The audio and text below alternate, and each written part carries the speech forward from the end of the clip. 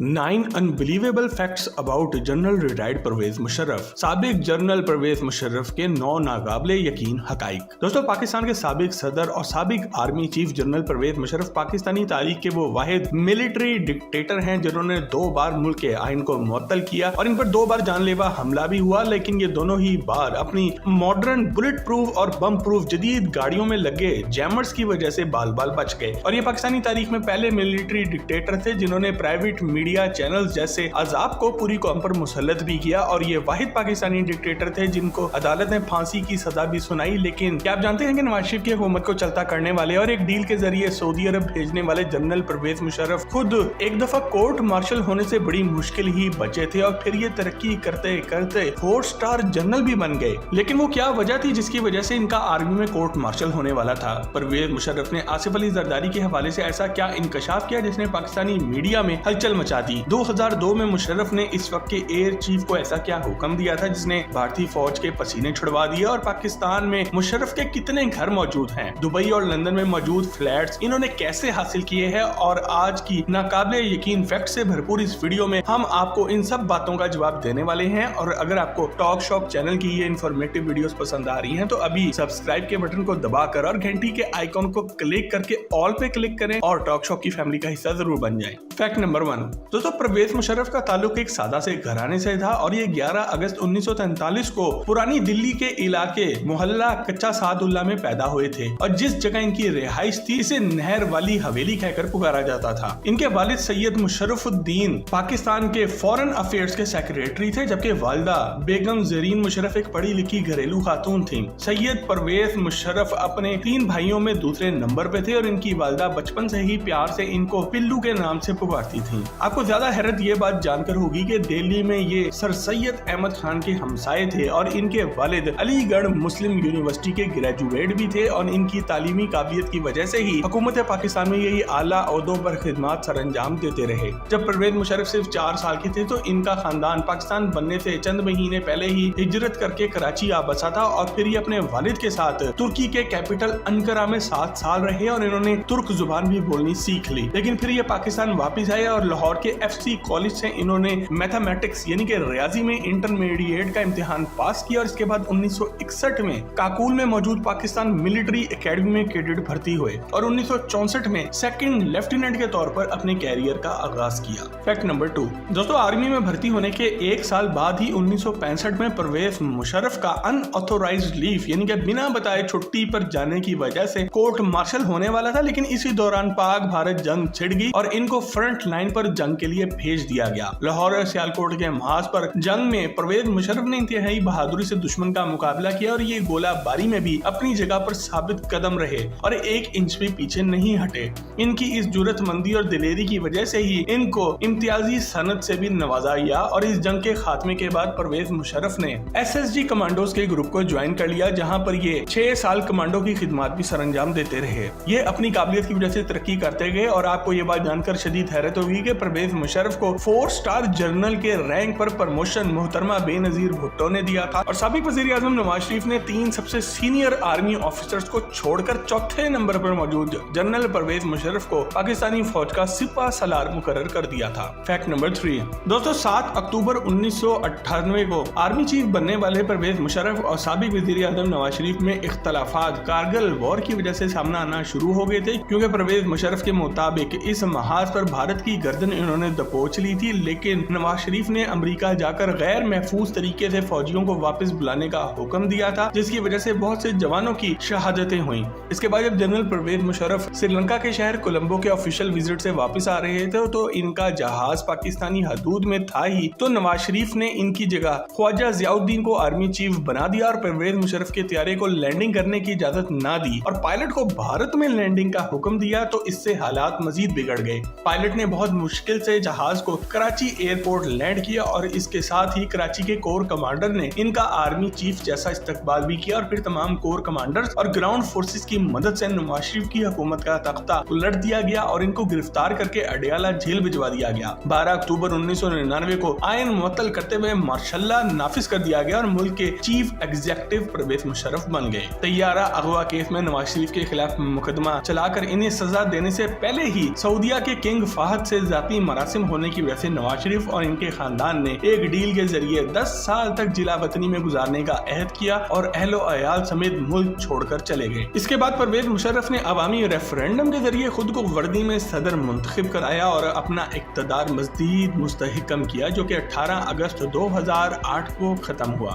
Fact number 4 दोस्तों, अपने इक्तदार के शुरुआती दिनों में ही मुशर्रफ ने एक ऐसा फैसला किया जिसने पूरी पाकिस्तानी कौम को अगले कई सालों तक आग और खून की एक वादी में धकेल दिया। 9/11 के वाक़े के बाद जनरल परवेज मुशर्रफ ने इस वक्त के अमेरिकी सदर बुश की एक कॉल पर अमेरिका की दहशतगर्दी के खिलाफ जंग में शामिल होने का फैसला कर लिया और अफगानिस्तान पर हमले के लिए पाकिस्तान की एयर बेसेस इन्हें दे दी, जिससे अफगानिस्तान की सरजमीन को तो खून में नहलाया ही गया, लेकिन साथ ही साथ पाकिस्तान भर में भी आग और खून का एक दरिया खुल गया और आम आवाम, फौजी जवानों, पुलिस के साथ साथ खुद परवेज मुशर्रफ भी इसकी जद में आए और इन पर भी 2 दफा जानलेवा हमला हुआ। परवेज मुशर्रफ पर पहला हमला 14 दिसंबर 2002 को हुआ, जबकि दूसरा हमला 25 दिसंबर 2002 को हुआ। खुशकिस्मती से दोनों बारी ये इन हमलों में महफूज रहे, लेकिन मुल्क का हर शहर खासकर फाटा अमन व अमान के हवाले से गैर महफूज हो गए। फैक्ट नंबर 5 दोस्तों, सन 2002 में भारत ने अपनी पार्लियामेंट पे हुए मशकूक हमले का बहाना बनाकर अपनी फौजें सरहदों पर लाकर खड़ी कर दी और नतीजे में पाकिस्तान की फौजें भी सरहदों पर मुल्क की हिफाजत के लिए पहुंच गई। इसी दौरान परवेज मुशर्रफ को ये इंटेलिजेंस रिपोर्ट्स मिली कि मकबूजा कश्मीर के रास्ते इंडियन एयरफोर्स रात के अंधेरे में मखसूस मुकामात पर सर्जिकल स्ट्राइक का मंसूबा बना चुकी है।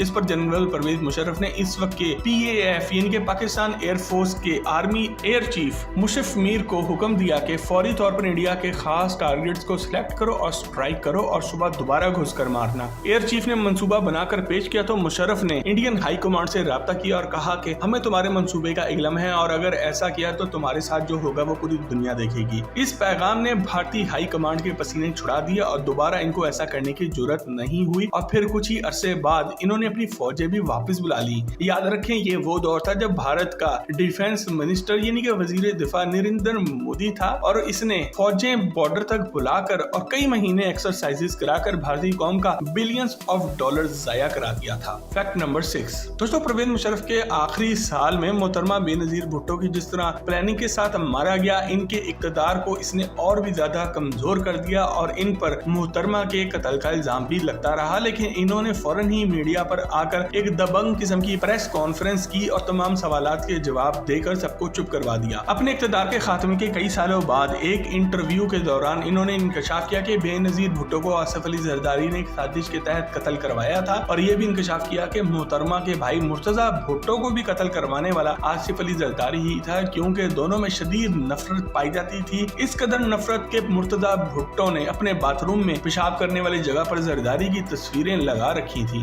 और एक बार तो मुर्तजा भुट्टो ने अपने गार्ड से कहकर आसिफ अली जरदारी को किडनैप कराया था और इसकी मूछें भी कटवा दी थी। लेकिन फिर इसके बाद पुलिस के जरिए मुर्तजा भुट्टो का खूनी कत्ल करा देना, वो भी अपनी बीवी की हुकूमत में, और आज तक इनके कातलों का पकड़े ना जाना इस बात का सबूत है कि इस सबके पीछे आसिफ अली जरदारी ही था। आसिफ अली जरदारी को पाकिस्तान का करप्ट तरीन इंसान कहते हुए परवेज मुशर्रफ ने यह भी कहा कि ये इंतहाई घटिया इंसान है जो कि पैसा और इक्तदार के लिए किसी भी हद से गुजर सकता है। मुशर्रफ ने अपनी autobiography in the line of fire भी लिखी है, जिसमें इन्होंने बहुत से इंकशाफात किए हैं और इस किताब को इंटरनेशनल लेवल पर बहुत पसीराई भी मिली है। फैक्ट नंबर 7 दोस्तों, आप जनरल परवेज मुशर्रफ को आइन तोड़ने वाला मुजरिम कह सकते हैं, अमेरिकी सदर बुश की एक कॉल पर लेटने वाला भी कह सकते हैं और हजारों अफगान मुसलमानों का कातिल भी कह सकते हैं। नवाज शरीफ और जरदारी जैसों को अमेरिकी दबाव पर NRO देने वाला मुजरिम भी कह सकते हैं। लेकिन करप्शन एक ऐसी चीज है जिसका परवेज मुशर्रफ से दूर दूर तक कोई वास्ता नहीं था और न ही किसी मेगा प्रोजेक्ट में करप्शन या किकबैक्स का कोई सबूत मिलता है। तो फिर सवाल पैदा ये होता है कि इनके पास पाकिस्तान में करोड़ों मालियत के घर कैसे आए और लंदन और दुबई में मौजूद इनके लग्जरी फ्लैट्स किसने दिए? तो इस बात का जवाब आपको थोड़ी सी तहकीक और वेरिफिकेशन से मिल जाएगा। पाकिस्तान में हर रिटायर्ड होने वाले आर्मी चीफ को 1600 गज का एक प्लॉट या फिर 800 गज के 2 प्लॉट्स मिलते हैं और साथ ही एक खतीर रकम भी रिटायरमेंट पे मिलती है। तो जनरल परवेज मुशर्रफ ने एक के बजाय 2 प्लॉट 800 गज वाले लिए थे और इनको बेचकर हासिल होने वाली रकम से मजीद प्लॉट्स लेकर इन पर घर तामीर करवाए। इस तरह ये कोर कमांडर जब थे तो इस वक्त मिलने वाले प्लॉट्स भी इन्होंने बेचकर कारोबार में लगा दिए थे। जहां तक लंदन और दुबई के फ्लैट्स का ताल्लुक है तो ये भी अपने कारोबार और कमाई से ही हासिल किए हैं। और आपको हैरत का झटका ये जानकर लगेगा कि इंटरनेशनल यूनिवर्सिटीज में जाकर एक लेक्चर देने का परवेज मुशर्रफ एवरेज $1,25,000 यानी यानी कि 2.5 करोड़ रुपया और ज्यादा से ज्यादा $2 लाख